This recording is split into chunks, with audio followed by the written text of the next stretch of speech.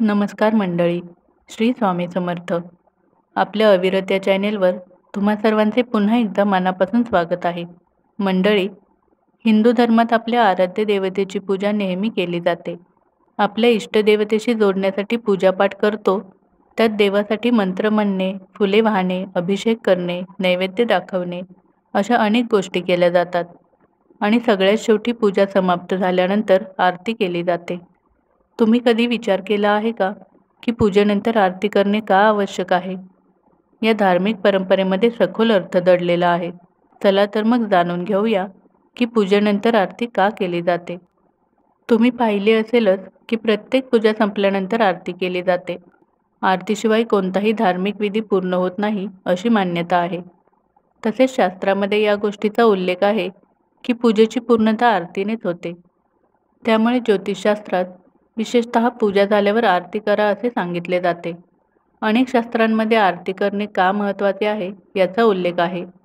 विष्णू धर्मोत्तर पुराणानुसार असे म्हटले आहे की जो धूप आरती करतो तसेच पाहतो त्याच्या अनेक पिढ्यांचा उद्धार होतो. स्कंद पुराण सांगते, जर एखादी व्यक्ती मंत्र जाणत नसेल, पूजेची पद्धत माहीत नसेल, पण आरती करत असेल तर देव देखील त्याची पूजा पूर्णपणे स्वीकार करतात. तर आरती म्हणजे काय? आरती हा शब्द संस्कृतमधील आरात्रिक पासून आलेला आहे. त्याचा अर्थ अंधार दूर करणे. पूजेच्या शेवटी आरती करणे म्हणजे प्रकाश आणि ऊर्जेचे आवाहन आहे. आरतीचा अर्थ आहे देवाला आठवणे, त्याच्याबद्दल आदराची भावना व्यक्त करणे.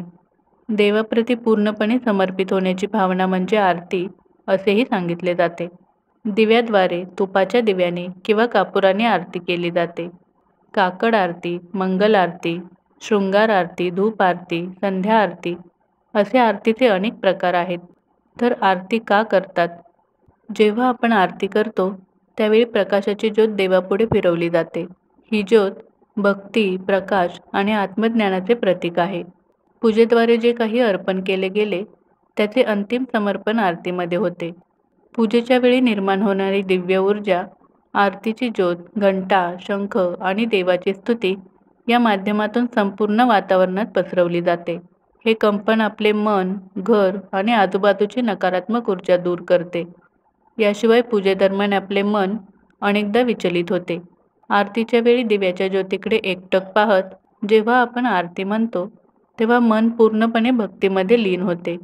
आध्यात्मिकदृष्ट्या पाहिल्यास दिव्याची ज्योत आत्मा आणि ज्ञानाचे प्रतीक मानली जाते. जेव्हा आपण ती ज्योत देवापुढे फिरवतो तेव्हा आपण आपल्या आतील अज्ञान, भीती आणि भ्रम दूर करण्याचा प्रयत्न करतो. आरतीचा प्रकाश पाहिल्याने आपली दृष्टी आणि मन शुद्ध होते. यामुळे ध्यान आणि मानसिक शांती, समाधान मिळते. आरती हा तो क्षण आहे जेव्हा भक्त आणि देव यांच्यात कोणतेही अंतर राहत नाही. हा केवळ एक विधी नाही तर एक भावना आहे किंवा भक्त आणि देवाला जोडणारा एक दुवा आहे. आरतीनंतर तिची ज्योत आपल्या हातांनी स्पर्श करून कपाळाला लावणे म्हणजे ईश्वरीय ऊर्जेचा आशीर्वाद घेणे होय. आरती ही केवळ परंपरा नाही तर ती आपल्या भक्तीचा परमोच्च क्षण आहे. दिव्याच्या प्रकाशात आपण देवाला वंदन करतो आणि त्या प्रकाशात आपलं मनही शांत होतं.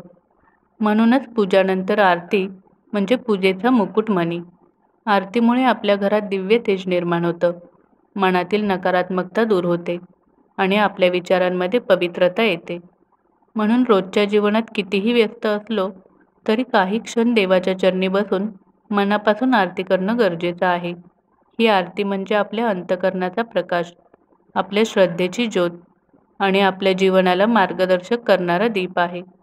आपल्या प्रत्येकाच्या आयुष्यात हा दिव्य प्रकाश सदैव उजळत राहो, हीच देवाचरणी प्रार्थना. तर मंडळी, तुम्हाला ही माहिती कशी वाटली हे तुमच्या प्रतिक्रियांद्वारे कमेंटमध्ये नक्की सांगा. आणि हा व्हिडिओ आवडला असेल तर व्हिडिओला एक लाईक करून जास्तीत जास्त शेअर करा व आपल्या अविरत या चॅनेलला सबस्क्राईब करून बेल आयकॉनवर क्लिक करायला विसरू नका. तर पुन्हा भेटूया पुढील व्हिडिओमध्ये. श्री स्वामी समर्थ.